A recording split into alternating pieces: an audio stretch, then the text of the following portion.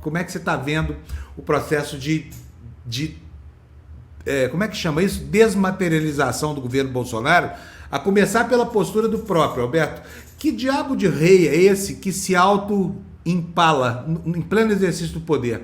Quem é na vida que abre mão de 2 ou 3 meses de poder, tendo na sua mão a caneta e o cajado? Que é? Como é que a gente pode entender esse movimento, Alberto? Pois é, Fábio, o Bolsonaro sumiu completamente, né? Ele foi muito traumático a derrota. Veja, a reeleição começou no Brasil em 1994, né? O Fernando Henrique foi eleito, aí mudou lá a regra, aí ele foi reeleito em 98.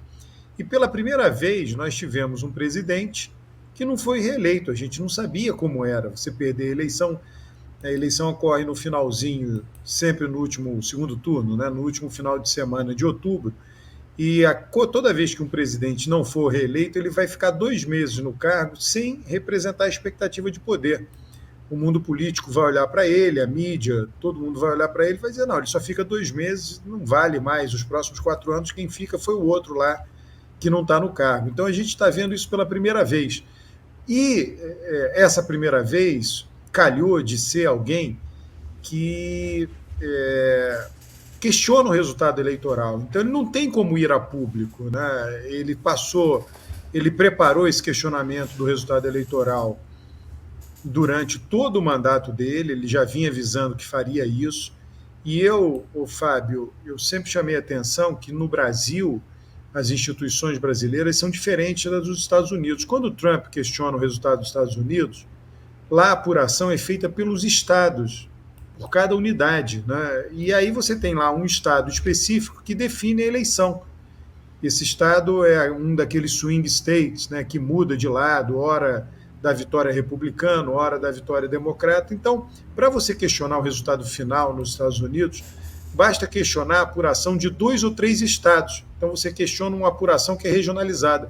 No Brasil, não dá para fazer isso, porque a nossa apuração é centralizada. Então, para você questionar o resultado, você tem que questionar o TSE. E aí o PL resolveu fazer aquele agrado ao Bolsonaro e o ministro Alexandre de Moraes se utilizou dessa característica das nossas instituições. Ele disse, olha, não pode questionar só o resultado do segundo turno, tem que questionar o do primeiro também, porque as urnas são as mesmas.